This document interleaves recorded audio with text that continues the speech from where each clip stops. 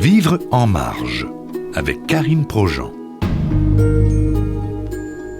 Un premier pôle de service en itinérance voit le jour à Montréal. Bienvenue à Vivre en marge.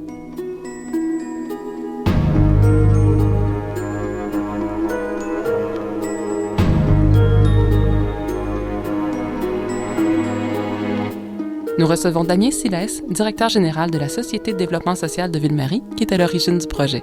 Damien Silès, bonjour. Bonjour. D'abord, votre organisme est un courtier social. En effet, nous sommes depuis 4 ans et demi les premiers courtiers sociaux en Amérique du Nord et notre travail consiste à quoi ? À travailler avec nos clients, qui sont les entreprises, et leur proposer la possibilité de développer des programmes en responsabilité sociale au centre-ville de Montréal qui touchent spécialement la pauvreté et l'itinérance. Donc, on a des programmes en employabilité où on essaye de trouver à peu près 160 à 150 contrats de travail par année pour des itinérants, des sans-abri, programmes de donation et programmes de bénévolat pour les entreprises. Et donc, ce nouveau pôle de service en itinérance, lui, se concentre autour de la station de métro Place des Arts, qui connaît une problématique particulière, c'est-à-dire une grande population itinérante, n'est-ce pas? Le projet, si j'ai bien compris, consiste à embaucher une intervenante qui va descendre dans la station pour établir des contacts avec ces personnes et les inciter à aller voir les services, en fait, à utiliser les services de la mission St. Michael's, autrement connue sous le nom du Toit Rouge, qui est situé à 2 pas. C'est un projet qui regroupe différents partenaires. Tout à fait. Dans un premier temps, la problématique de l'itinérance à Montréal est une problématique de taille et c'est énorme. Ce qui se passe, c'est qu'on a tout un système de refuge pour la nuit qui fonctionne très très très bien. Et on en a beaucoup par chance parce qu'avec le froid qu'il fait, nous aurions des problèmes. Et la journée, par contre, il y a un manque flagrant de centres de jour, et non pas refuge pour dormir, mais de centres de jour. Il y en a quelques-uns, on peut le compter sur une main. Et l'idée était de voir de quelle manière nous pouvions faire un projet pilote dans une station, parce qu'il n'y a pas uniquement la station Place des Arts qui a des problèmes au niveau itinérance, mais Berry-UQAM, Bonaventure, Atwater, et voir comment on pouvait réveiller l'ensemble des gens qui travaillent pour le quartier des spectacles, parce que nous sommes dans ce quartier pour l'instant, que ce soit le milieu des affaires, que ce soit le milieu culturel, parce qu'on a des projets en art-thérapie, que ce soit le milieu social ou bien sûr le milieu médical, avec différents acteurs. Donc, l'idée était de les conscientiser. Ces gens viennent chaque jour, comme 600 000 personnes, au centre-ville travailler. Que vous soyez dans votre limousine ou en métro ou en bus, vous êtes confrontés à cette pauvreté. Ce qui fait que l'idée était de voir comment on peut changer les choses sans inventer la cinquième roue du carrosse, mais en utilisant ce qui se fait déjà et en regroupant, en essayant d'avoir une synergie avec tout le monde et proposer dans un endroit fixe ce pôle d'itinérance. Parce qu'on parle ici, justement, c'est un projet ambitieux, là. Je veux dire, on parle de consultation médicale, comme vous venez de le dire, psychiatrique, sociale, avec des partenaires comme Médecins du Monde, la Faculté de médecine de l'Université McGill, le CHUM, le C3S Jeanne-Mance, le Centre de l'art Cormier. C'était facile de convaincre tout ce beau monde-là d'embarquer? Oui, regardez, l'idée de tout ça, c'est toujours la même chose dans notre travail le matin quand on se réveille, quand on va au travail, c'est de redonner une dignité humaine à ces gens. Nous faisons partie du G7, du G20. Le reste des pays nous regardent avec envie parce que nous avons des déficits qui semblent grands pour nos politiciens, mais qui ne le sont pas par rapport au niveau mondial. Mmh. Et nous sommes au 21e siècle. Le centre de ville de Montréal, c'est 40% du PIB québécois. C'est 600 000 personnes qui viennent travailler chaque jour. Et nous faisons venir des médecins du monde. Je répète, nous faisons venir des médecins du monde pour venir soigner des êtres humains canadien, entre parenthèses. Donc, il y a quand même un problème quelque part. Naturellement, on a eu des locomotives, la métaphore était facile, comme la Fondation Bombardier, qui nous a aidés. Nous avons eu la STM qui là aussi une autre métaphore, qui, elle, veut faire quelque chose. Mais c'est normal, ils ont plus d'1 million de personnes par jour qui prennent le métro. L'idée de voir comment on peut faire quelque chose, certes de nouveau, mais en utilisant les services. Vous parliez des services de la clinique mobile en psychiatrie du CHUM, elle existe. Pourquoi ne pas l'utiliser dans un endroit fixe? Je vous donne un exemple. certaines fois, on a calculé que certains sans-abri se sont présentés 120 fois aux urgences en moins de 6 mois. Ça coûte une fortune à la société. Il y a beaucoup de maladies mentales, beaucoup de problèmes de drogue, beaucoup de problèmes très très très lourd, et l'idée de concentrer ce service dans un pôle, dans un endroit où ces gens ont l'habitude d'aller. Alors, comme vous le disiez tout à l'heure, une personne va dans le métro, discute non seulement avec les itinérants, mais avec les agents de service de sécurité du métro, avec les agents de la police aussi, avec Dialogue du YMCA, pour voir comment on peut leur dire, mais regardez, vous êtes à l'intérieur de la journée, venez dans ce centre, on peut vous aider, on peut non seulement voir si vous êtes malade, vous soigner, mais aussi si vous avez besoin de soutien social, il y a des assistantes sociales qui sont là aussi. Donc c'est vraiment essayer de les remettre en place, essayer de les aider. Sur les 200 personnes qui sont là, près de 40% n'ont pas de carte d'assurance maladie, donc impossible d'avoir des soins, etc. Et juste pour vous donner un exemple, il fait -20 actuellement, nous sommes en janvier, mais depuis la mi-décembre, depuis décembre, 2 personnes sont décédées dans la rue, on n'en a strictement pas parlé. Donc il y a une espèce de tabou et d'insouciance qui fait peur, et l'idée de voir encore une fois comment on peut redonner tous ensemble une dignité humaine à ces gens. Merci Damien Silas. Dites-moi, combien de personnes est-ce qu'on espère rejoindre, touchées pour la première année de ce fameux pôle? Regardez, la question est très bonne. Je ne sais pas. C'est très difficile de quantifier. C'est très difficile de quantifier. Actuellement, il y a 200 personnes chaque jour qui viennent dans ce centre. Naturellement, nous restons, et c'est un projet micro autour de cette station, et l'idée est de voir, et on voit déjà le changement. On a eu des réponses de certains commerçants qui voient déjà un certain changement. L'idée est surtout de savoir qui ils sont. Le gros problème de l'itinérance, encore une fois, à Montréal, c'est que la dernière étude date de 1997. Nous sommes en 2013, excusez-moi, soit presque 16 ans après. Donc, il est très important de quantifier ce projet et de connaître à qui on a affaire pour être capable après de voir quelle sera la prochaine étape. On ne veut pas faire de l'assistanat en permanence, mais l'idée de prendre des actions. Et c'est un projet à court terme au niveau de la prise de décision et voir ensuite qu'est-ce qu'on fait, parce qu'on ne peut pas, on ne peut pas continuer à faire de l'assistanat en permanence. Il va falloir qu'on prenne une décision en tant que société et décider qu'est-ce qu'on veut faire avec ces personnes. Effectivement.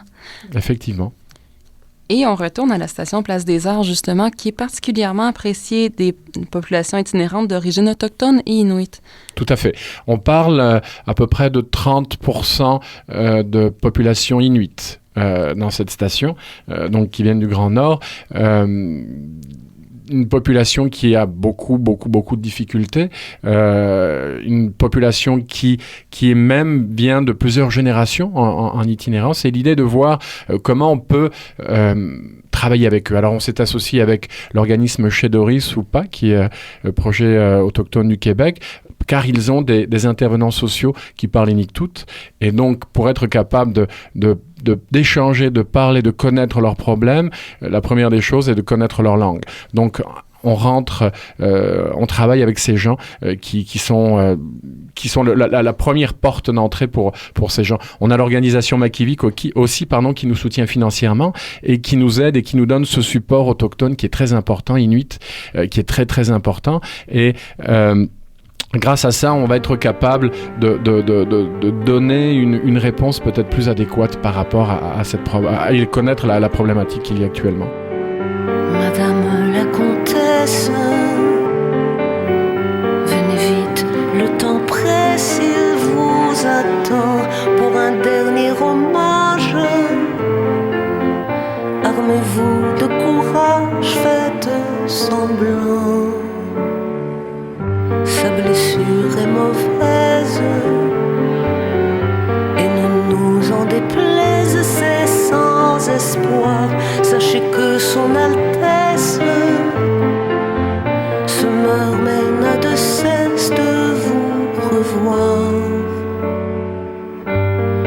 Votre calèche est avancée,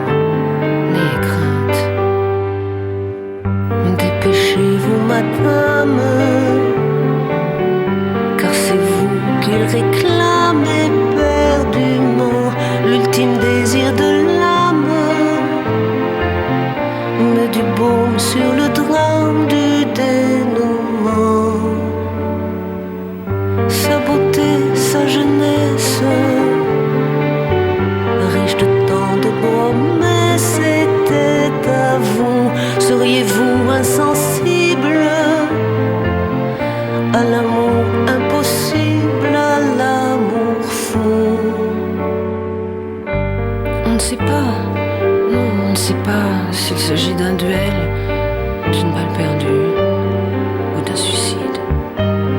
Personne ne sait, personne n'est au courant, hormis quelques fidèles. Dépêchez-vous, madame, il va bientôt mourir et veut vous trouver belle une dernière fois. Vous l'êtes, vous êtes superbe, personne ne dira rien, personne ne saura rien, n'ayez crainte. Nous sommes de retour avec Damien Silès, directeur général de la Société de développement social de Ville-Marie. Nous parlons donc du premier pôle de services en itinérance à Montréal. Monsieur Silès, merci d'être avec nous. Merci à vous. Donc, avant de partir à la pause, nous parlions de la station Place des Arts et des populations d'origine autochtone et inuit et un petit peu ce qui est prévu pour ces personnes-là. Maintenant, j'aimerais savoir, en fait, il y a une recherche qui est inclue dans votre programme, dans votre projet, sur l'intégration professionnelle des personnes qui sont en situation d'itinérance. Par le passé, et je crois toujours, votre organisme a joué un rôle, en fait, le rôle d'un intermédiaire pour placer ces personnes-là en emploi à court terme. Est-ce que ce projet-là est toujours en vigueur? Oui, je vous en parlais tout à l'heure en description de ce que nous faisions. C'est essentiel et ça fait partie de notre première mission, l'employabilité. Cette année, enfin en 2012, 160 personnes sans abri ont eu l'opportunité d'avoir des contrats de travail d'une moyenne de 3 à 6 mois de travail. Ça représente plus de 26 000 heures de travail redonnées par l'entreprise et payées par l'entreprise pour ces gens qui sont dans la rue. Et sur ces 160 personnes, 13 personnes ont eu un job et l'ont gardé, ce qui est quand même quelque chose d'exceptionnel parce qu'ils sont sortis de la rue et ils travaillent maintenant. Il y a une espèce de fierté. Il y a 2 ans, nous avions 6 personnes. Cette année, nous sommes à 13 et nous voulons naturellement pérenniser et augmenter ce chiffre. Sauf, ce n'est pas facile. Et la réussite de tels projets, et c'est pour ça que nous avons nous utilisons le terme de courtier social, c'est de mettre en place un système avec des gens qui connaissent leur métier. C'est-à-dire que nous travaillons avec des organismes comme la Maison du Père, comme Sac à dos, Spectre de rue, etc., qui ont des intervenants sociaux, qui connaissent parfaitement la clientèle. Et de notre côté, ce que nous faisons, nous ouvrons des portes dans les entreprises au centre-ville et nous proposons aux entreprises de faire quelque chose pour ces gens. Je vais juste vous donner un exemple concret. Au centre-ville de Montréal, on prend l'exemple avec l'entreprise ICOM qui est juste en face de la Maison du développement durable qui a ouvert il y a quelques mois et vous avez une autoroute de l'itinérance qui s'appelle rue Sainte-Catherine et donc ce que nous avons fait, nous avons monté un petit projet avec une personne qui était en permanence devant la porte de ces 2 entités et nous avons travaillé donc avec Sac à dos qui nous a aidé avec son intervenant social à le suivre, à être capable de l'accompagner dans un premier temps parce qu'ils ont besoin d'une confiance à nouveau personnelle qui est très importante et puis cette personne après 8 mois travaille toujours en place. Donc ICOM qui avait ce problème avec cette personne, au lieu de donner aveuglément, investit de l'argent pour que cette personne travaille à la Maison du développement durable et grâce à l'intermédiaire de l'organisme Sac à dos, nous faisons un suivi. Et c'est très important ce suivi, par exemple, en début de mois, lorsque vous avez le loyer à payer ou lorsque vous avez Sac à dos, en général, ils n'ont pas de loyer, mais lorsque vous avez des chambres à payer ou vous avez des problèmes, etc., l'intervenant social intervient et va donner une petite tape sur l'épaule en disant « fais pas de bêtises, n'oublie pas que tu dois payer ton électricité, ta chambre, etc. » Donc, on les accompagne pour justement pérenniser ces jobs et on le fait et ça marche de plus en plus. On compte à peu près 350 000 $ qui ont été investis par les entreprises, le secteur privé, pour embaucher ces gens. Et dites-moi, par contre, M. Silès, il faut savoir que les personnes de la rue, souvent, après s'être retrouvées à la rue quelques années, forcément, ils ont un trou dans leur CV.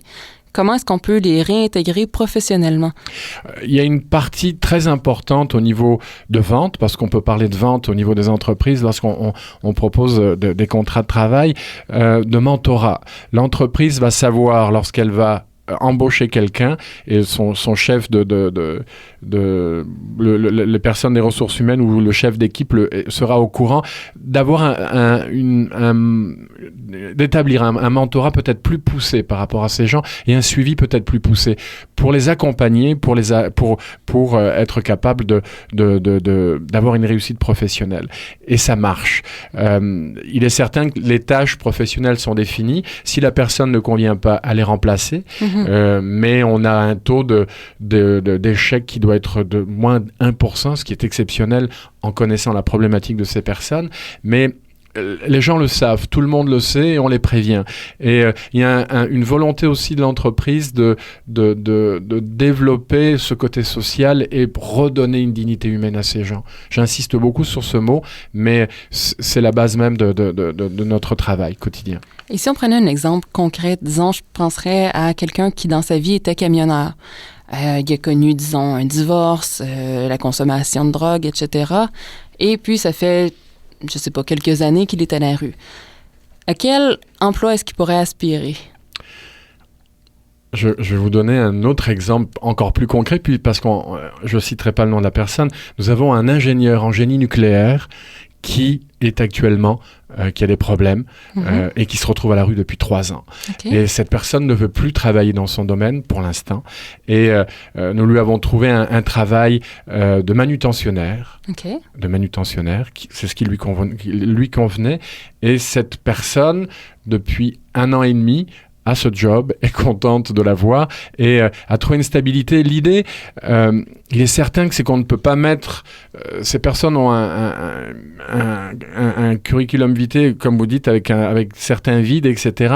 Donc, il y a une période d'adaptation, de réintégration de marché, ce qui fait que nos postes, naturellement, ne sont pas des postes de cadre supérieur. C'est des postes dans des entreprises manufacturières, sont des postes au niveau d'entretien, sont des postes cléricales en administration. Donc, on y va étape par étape. Dès lors que la personne a franchi différentes étapes, on peut par la suite l'accompagner vers un autre placement. Mais on doit aller étape par étape sans les brûler parce que sinon, ce sont des personnes qui restent fragiles. Et qui pourraient abandonner. Exactement, qui pourraient retomber dans le problème de l'itinérance.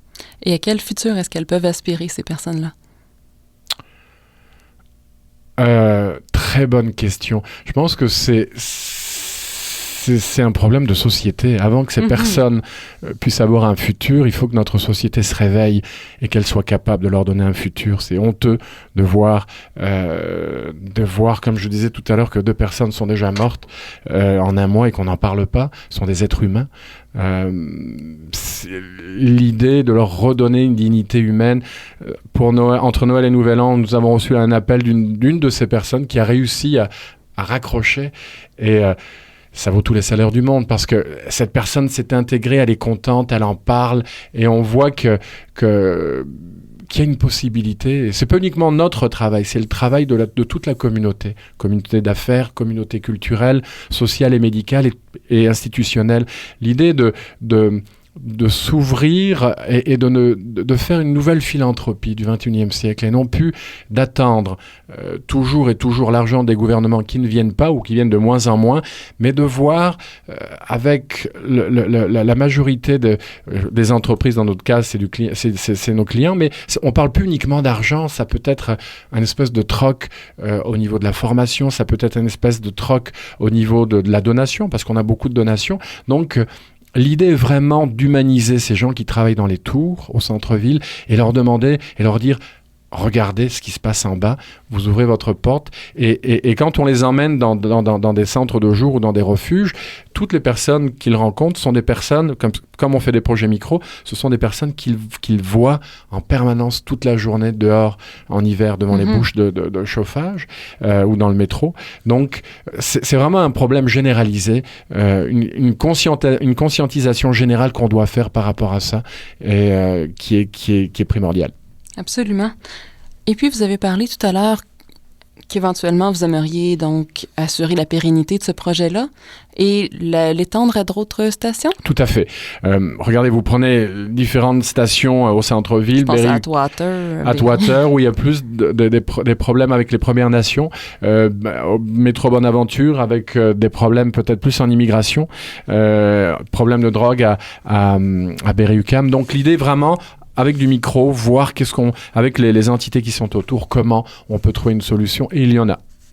Il y en a, ça c'est certain. Et encore une fois, sans inventer la 5e roue, mais en utilisant les ressources qui existent déjà et en faisant preuve de leadership en itinérance, on peut le dire, pour réunir ces gens et les laisser travailler et redonner une dignité humaine. Donc tout ça, c'était en 2012. 2013 vous apporte quoi? Qu'est-ce que vous attendez de 2013 finalement? Regardez, avant de développer ces projets aux autres stations, nous sommes associés avec l'Université de Laval à Québec pour justement quantifier.